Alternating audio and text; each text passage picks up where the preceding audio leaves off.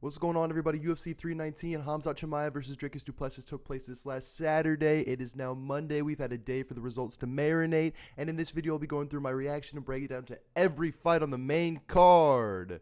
Let's start off with saying this. It was a really good event. It was a really good event. We had a lot of finishes on the card.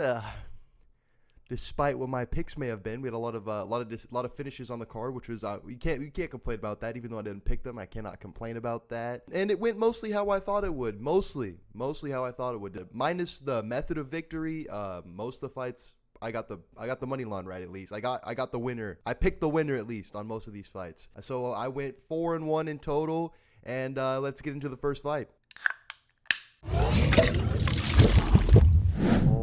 The first fight that we're going to be talking about is Tim Elliott versus Kaya Sakura. I had Kaya Sakura by a decision, and he didn't do it. Tim Elliott actually submitted Kaya Sakura in round 2 at the very end of the round. Kai did very good the first round. He landed a lot on Tim. Watching it live after looking at the highlights from in between the round, I was very confident in my Kaya Sakura pick. I might have even said that at some point. I was like, "Oh, look at that! Look at my Kaya Sakura pick." Feeling pretty confident about that. No, at the end of the first round, I actually was able to witness this end of the first round. Kai was taken down, and then all of round 2, he just didn't look the same as he did in round 1. He had little to no success in the second round, and Tim Elliott just kind of took over. Tim Elliott actually takes Kaya Sakura down, and he submits him in round 2 at the very end of the round. You fucking lost to Tim Elliott, okay? Kaya Sakura getting submitted by Pantoja, completely acceptable. It was his debut. Getting taken down, submitted by Pantoja, completely understandable. We can pass that. We can still say that you're good. You just got the champion in your debut. Getting submitted by Tim Elliott, pushing 40. This guy came back looking like fucking Ted Kaczynski.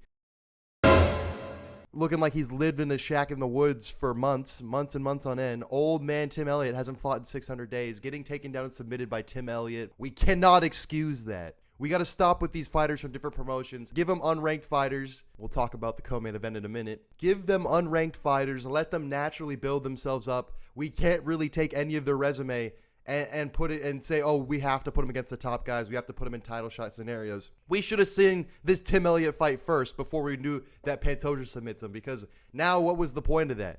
Now it just looks like dumb matchmaking on the UFC's end. He was easily taken down, submitted by Pantoja. He had success against Tim Elliott and then gets easily taken down, submitted in the second round. So, Kaya Sakura's a nice guy. We don't want to shit on him too much, but holy man. You lost to Tim Elliott. It's over. Where do you go from here? Who do they give you from here? It's over. What did James Vick say? Shipping your ass back to the B League to fight tomato cans again. It might be time for Kaya Sakura to go back to Ryzen. I don't know. Who do we book him against? You can't give him a ranked opponent. You cannot give Kaya Sakura a ranked opponent after a performance like that. Or we just start saying Tim Elliott's the GOAT, okay? Or we just start saying Tim Elliott is just really good. And maybe if we give Kaya another chance against another different flyweight, give him another chance, maybe he's actually really good. I don't know. Give him somebody who's just outside the rankings, or give him an unranked bum that he could get a win against. I don't know. Try to build him back up, I guess. Bad on the UFC's end. This Pantoja title shot is just going to age poorer and poorer if he loses anymore. So it's just getting submitted by Tim Elliott's absolutely insane. I was raging. We started off the night 0-1 on picks. Let's get on to the next fight. All right, the next fight that we're going to be talking about is Jared Cannonier versus Michael Venom Page. I had Michael Venom Page by decision, and he gets it done by decision. This was my one and only pick that had the method of victory and the winner. This is the only one. Every other one I got the method of victory wrong, but I got the winner right at least. So Michael Venom Page did his thing. Round 1, he's dancing around him. He actually drops Cannonier, which was very impressive, but instead of going for the finish, he chooses to aura farm and laugh at him and dance, and classic MVP stuff. So he dropped Cannonier twice in this fight. He actually dropped him in round 2. Again, didn't go for the finish. He's just laughing at him, talking his shit, doing usual things that MVP does. If I was Jared Cannonier, I'm coming back with a gun and shooting him. First, get a jar. Patrick, that's a gun. Yes.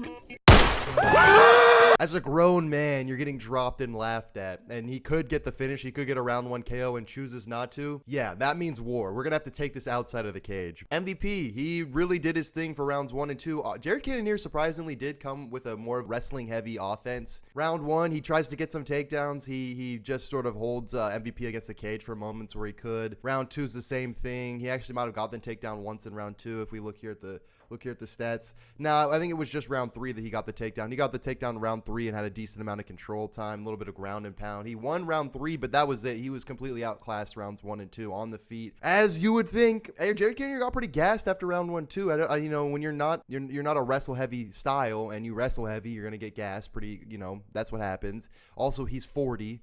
So there's that as well. Oh my God, bro. Oh, hell no, man. What the fuck? Yeah, he did his thing. He got 29-28. Jared Cannonier got 29-28. Michael Venom Page wins this by decision. They asked him in the post-fight interview, Joe Rogan asked him if he's going to stay in middleweight or he's going to go to welterweight. And he sort of gave a half-assed answer of, oh, I'm not finished at welterweight. I'm just going to go back in between each division. Why? You're having a ton of success at middleweight. Just stay at middleweight. But I think he knows that the more he goes up, it's like KHAMZAT is at the top now, and Amavov and Fluffy, all guys that could take him down and submit him. You know, it's all like anti his style. So I think he might just be around for fun matchups. I don't know if he's actually going to make a title run, even though beating Jared Cannonier the way he did was pretty impressive. But I mean, yeah, if you get taken down by Cannonier, Fluffy, and KHAMZAT and Amavov and all those other guys, even Brendan Allen, they're probably gonna have a field day with you. Good shit for Michael Venom Page. I had this pick completely right. I was happy about that. Just you know, aura farming Michael Venom Page. You know what you're gonna get when you're watching an MVP fight. A lot of dancing, a lot of talking. Occasionally he'll go in for some 1-2 strikes down the middle, and that's it. Same entry every single time. But you know, people are going to choose to stand with him. They're going to lose. It happens every time. But I thought it was going to be a 30-27 to being a 29-28. But that left me 1-1 on main card picks. Let's move on to the third fight on the card. All right, the next fight that we're going to be talking about is Jeff Neal versus Carlos Prates. I had Carlos Prates by decision. And you know what? Carlos Prates knocked Jeff Neal the out round 1. Round 1. I was so hyped for this fight. This was one of my favorite fights on the entirety of the card. This was the one that I was the most hyped for. I channeled my inner Carlos Prates as I was waiting for this fight to happen, as I was watching it. I had my cigarettes and my whiskey with me. You know, I want to be just like my GOAT Carlos Prates someday, so I'm going to smoke cigarettes and drink heavily and then be a pro athlete, because that's what Carlos Prates does. 500 cigarettes. Anyway, Carlos Prates did really great the whole first round. It was the very, very end of the round here. If you can see, it's literally 4 minutes, 59 seconds left. The last strike of the round. But Carlos Prates won that whole first anyway. He would have won it anyway. He was landing big shots. He was circling around the outside. Jeff Neal was trying to pin him against the cage. You know, he was trying to get him the clinch, trying to wrestle him at the very end. But you know, Jeff Neal, he just wants to box, and he tried to box with Prates. Prates' move, it was too on point. He kept getting hit with knees, strikes, and kicks, low kicks. Prates was landing everything. He fought this fight perfectly, staying on the outside. Jeff Neal had very minimal success, and you know, and then he tried to wrestle Prates. It was the night of emoting. It was the night of fucking talking and shit. Because as soon as Jeff Neal tried to wrestle with Prates defends the takedown, then says, "Oh, you're trying to wrestle me now. You're trying to wrestle me now." And then he proceeded to land I think it was a big right hand, hurt Jeff Neal with a knee to the body, and then he knocks him out with a spinning elbow, round 1. And as you can see here, I got a little excited when that happened. Clear 10-9. Oh my God! He slept Jeff Neal round 1. He slept Jeff Neal round 1. That's it. We smoking Jeff Neal, bro. Yeah, it was a good time. It was a fun night. I had a lot of big reactions on the card. A lot of big reactions from you on the card. I'm gonna chop that all up. That's a little taste. Anyway, I mean, that was good for my pick. I had Prates by decision, and I think even right before the fight started, I was regretting the decision. Carlos Prates looked absolutely ready to kill somebody. Carlos looks fucking ready, dude. I'm kind of regretting my decision pick now, because he looks ready to fucking finish Jeff Neal round 1. I was psychic right before the fight, not during my video of doing my picks. But anyway, Carlos Prates gets it done by finish, round 1. Absolutely fantastic. Fighting Nerds had a good day. Mikel Olin Jacek won as well. Fighting Nerds went undefeated on this card, so it was pretty nice for that.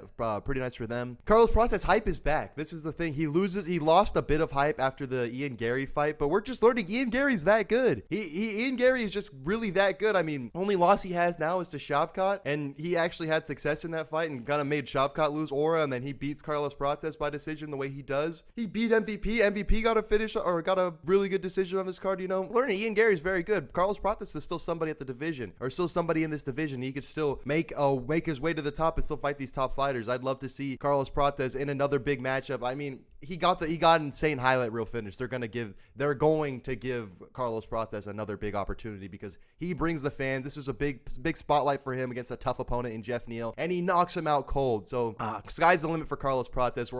We are all Carlos Prates fans. It's a good time. I had Carlos Prates winning, so this lets me 2-1 on main card picks. Let's move on to the co-main event. Another good one. Let's go. Let's move on to it. Woo!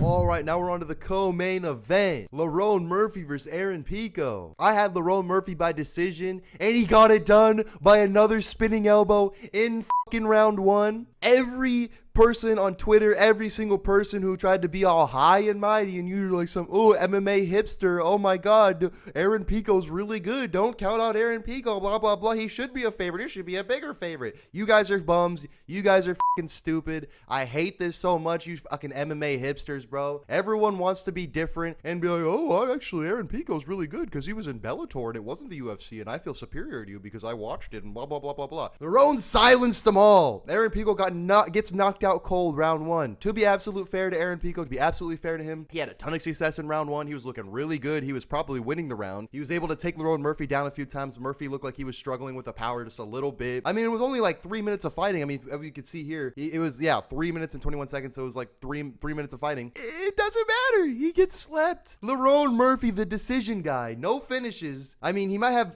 one, he's not known for finishes lately. He hasn't got any finishes, all decisions lately. You get slept by him. He gets slept round 1. Lerone Murphy gets it done. I had a great time. I had a great reaction to that. Might have crashed out a little bit in a good way from Lerone. Oh, spinning elbow! Knocks Aaron out cold! He knocked Aaron out cold!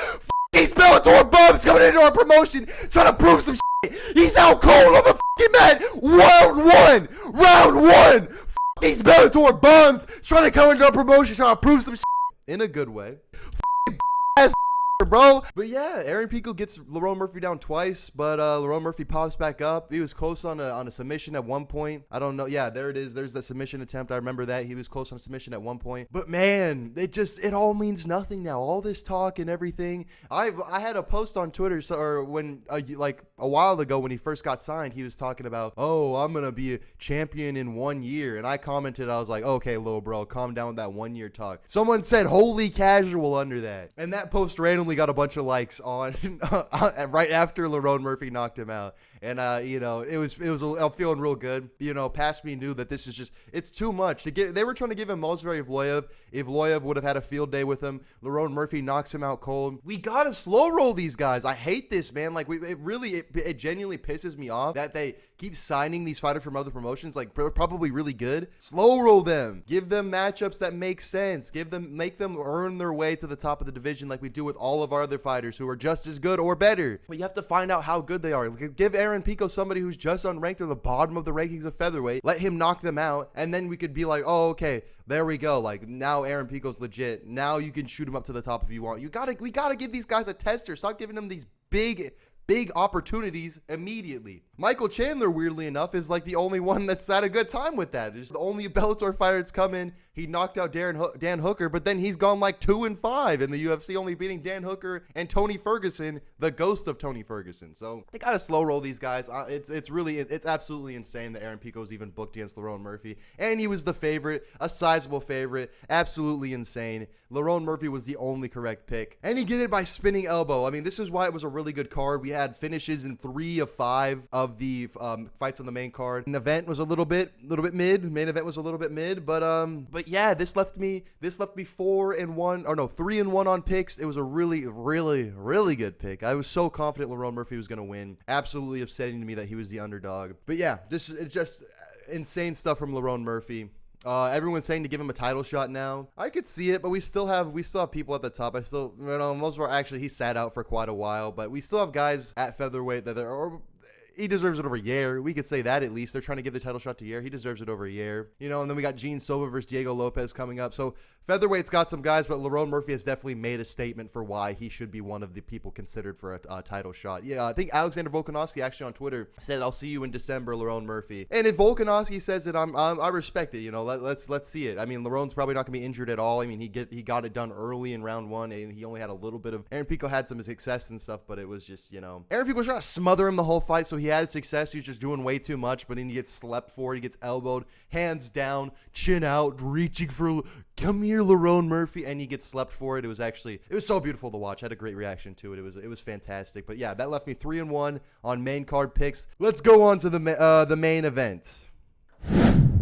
All right, now we're on to the main event. Dricus du Plessis versus KHAMZAT Chimaev. I had KHAMZAT Chimaev by round 1 submission, and he actually got it done by decision. We were all wrong. Everyone was wrong. Don't lie. You were wrong. This seemed like it could have been a 50-50 fight, but I only really saw the two outcomes. I said this in my video. I only really saw either KHAMZAT early or Dricus late. KHAMZAT proved us all wrong, man. He gets Dricus down early round 1 easily. Okay, I mean, Dricus defended for like a second, threatened the neck, and then just gets taken down, gets put in crucifix, tapped with some really lame shots in crucifix. KHAMZAT could have put a little bit more mustard on the ground and pound. But as you can see, 529 total strikes to 45. But then you look at the significant 37. 529 strikes, 37 were significant. Crazy, absolutely crazy numbers. But KHAMZAT gets him down early round 1, puts him in crucifix, dominates the whole round. Round 2, same thing. Round 3, same thing. Round 4, same thing. Round 5, Dricus had maybe 2 moments of success. Almost a submission attempt at the end of the round. He got I think he got mount over KHAMZAT. Then he went for a submission and then gave up position again. He had to go for it. He was down. But it was one of the most dominant title fight performances we've seen of all time. KHAMZAT Chimaev really proved something here. I know a lot of people are upset about the performance. I wasn't thinking it was boring at the time, but when you really look back on it, that is absolutely insane that 529 strikes, only 37 were significant. Those are some really insane numbers to see. It was somewhat boring. It was somewhat of a boring fight. But anyway, KHAMZAT proved us all wrong. He proved that he's able to take someone as dangerous as Dricus du Plessis and as unorthodox as him and control him and dominate him for 5 rounds. So it's impressive. I mean, people are going to switch up and be mad at KHAMZAT now, but I'm not really. He's had all early finishes and exciting performances besides this fight. And he played it safe to get to the title, and it was someone who, like Dricus du Plessis, who's a bit of a, wild guy. He could hurt him bad if he tries to exchange with him. The fact that he didn't want to let him back up. He didn't want to gas himself. He did what he needed to do to win, and we can't really be mad at that. He did what he needed to do to win. He dominated Dricus du Plessis, the champion with 2 title defenses. I think it's the KHAMZAT area. I think it's going to be, RDR or Fluffy, someone with really, really good jiu-jitsu, really good ground game that's going to, if he's controlling him for this long, like giving, how much control time was it? It was like 21 minutes of control time, something crazy like that. When you're on the ground for that long with those guys, there's going to be moments where you're maybe caught in a submission. There's chances where, they could reverse position. It's going to have to be someone who's really, really good on the ground, really good jiu-jitsu. It's going to have to be someone like that. Dricus du Plessis, unfortunately, it was not like that. He got taken down rather easily. The takedown defense just really wasn't there. He wasn't able to stuff anything from KHAMZAT Chimaev, and if he did, it was for 1 second, and then he was taken down and controlled for the whole round. So really good shit from KHAMZAT Chimaev. The main takeaway is we were all wrong, and that KHAMZAT Chimaev actually has the ability to do what he does in round 1. He usually gets the finish. He's able to do that over 5 rounds, over 25 minutes, and get the decision win if he needs to. And that's what you need to. That's what you need to show at the title fight level, at the championship level. You need to show that you're not just someone who takes people out early and then you have a bad gas tank. He dominated and showed that he can dominate, and I worry for anyone who's gonna be next up for him. It's most likely gonna be the winner of Kyle Bahayo versus Nasruddin Imavov. That's most likely who's gonna be. KHAMZAT says he wants to fight in Abu Dhabi in October. I think he's lying. I think he's just saying that. He's not. He's like a once a year fighter. Okay, he's not really gonna make that turnaround and fight in October. I don't think anyone's really believing that. But yeah. Absolutely amazing for KHAMZAT Chimaev. I went 4-1 on picks. I got this pick right. No, not at all what I thought it was going to be. I mean, all of these picks that I got right, I didn't actually get. MVP is the only one that I got that decision. I knew it was going to be a decision, and that one was pretty easy. I didn't think Carlos Prates was going to get a finish round 1. I didn't think Lerone Murphy. I thought no way in hell Lerone Murphy gets a finish round 1. It's crazy. Lerone Murphy gets a round 1 KO, but then KHAMZAT Chimaev wins a decision. Wins a 25-minute, somewhat boring decision. Who would have guessed it? The universe is flipped on its head. I feel bad for Dricus. I kind of wanted him to win because it's a little bit more fun. He's a little bit unorthodox. Like we keep the meme going, we keep the jokes going. But yeah, no, KHAMZAT was always going to win this fight. No one expected to be like this. He really proved us all wrong. He really shut up everybody and put some people to sleep. A lot of people were bored. People were raging on Twitter. I don't think it was that boring. I think it was more impressive, but I mean, I could also see how that 37 significant strikes is absolutely insane. Of 529. That's insane. Anyways, I went 4-1 on picks. Look out next Thursday. This Thursday, I will have my predictions for UFC Shanghai. Okay, guys, this card's starting at 3 a.m. You know, I'm gonna be there. I'm gonna be there streaming. I'm always here. I'm always here. If it's a weak fight night, no, it's not really a weak fight night. It's a good fight night. But if it's a fight night in Shanghai at 3 a.m. or it's a pay-per-view in the afternoon, I'm gonna be streaming it. So check that out. I'll have the stream ready on next Saturday, and I'll have my prediction video this Thursday. All right, that's it. Peace out. Bye.